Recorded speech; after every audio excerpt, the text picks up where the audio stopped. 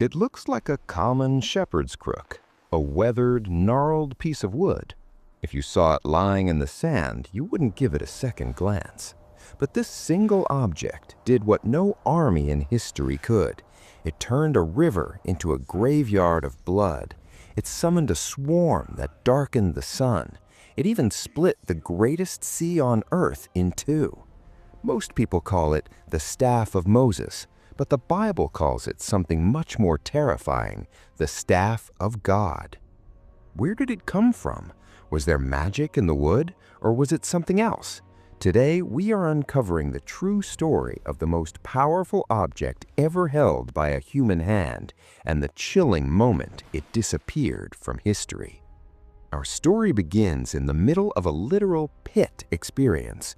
Moses is a fugitive. He's a shepherd in the desert, a far cry from the palaces of Egypt. One day, at a burning bush, God asks him a strange question. "What is that in your hand?" Moses answered, "A staff." To Moses, it was just a tool for walking and herding sheep. But God was about to show him that when you surrender what's in your hand to him, it becomes a weapon of mass deliverance. God tells him to throw it on the ground. Sss. Suddenly, the wood isn't wood anymore. It's a venomous snake. Moses runs in fear, and wouldn't you? But then comes the twist. God tells him to grab it by the tail. This was the first lesson. The staff was a symbol of authority. To hold the staff was to hold the very power of the Almighty. When Moses walked into Pharaoh's palace, he wasn't carrying a sword. He was carrying that piece of wood. Pharaoh's magicians laughed. They performed their own secret arts and turned their staffs into snakes too. But then a moment of pure biblical savage energy occurred. Moses' staff swallowed the magician's staffs. It was a message. Your gods are lunch for my God. From that moment on, the staff became the remote control for the plagues of Egypt.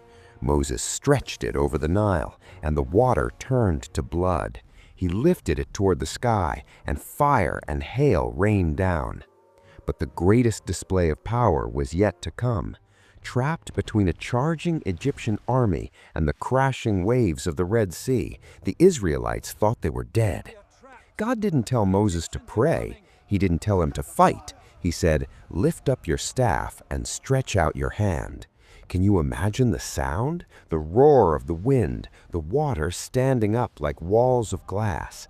That dry piece of wood was the key to the greatest prison break in human history. But here is the part they didn't teach you in Sunday school. The staff wasn't just a tool for miracles. It became a test of Moses' heart. Years later, in the wilderness, the people are thirsty and complaining. God tells Moses to speak to the rock to get water. But Moses is angry. He's frustrated. Instead of speaking, he takes the staff and strikes the rock twice. Water poured out. God was still faithful. But because Moses used the staff in anger instead of following God's word, that piece of wood became the reason Moses was barred from the promised land. It's a chilling reminder. The greater the power God gives you, the greater the obedience he requires. So, where is it now? The Bible tells us that Aaron's staff, which was also used in these miracles, was placed inside the Ark of the Covenant alongside the Ten Commandments. It remained there for centuries, a sign of God's chosen leadership. But when the Babylonians destroyed the temple, the staff vanished. Some say it's hidden in a cave beneath Jerusalem. Others believe it was taken to heaven. But perhaps the real secret isn't where the staff is, but what it represented. The staff was a shadow of things to come. Just as Moses lifted up a wooden staff to save his people, another king would be lifted up on a wooden cross to save the world.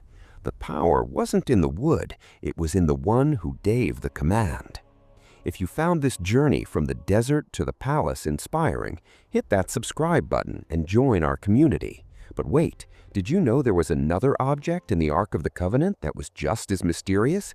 Click here to watch our video on the hidden manna, and I'll see you in the next story.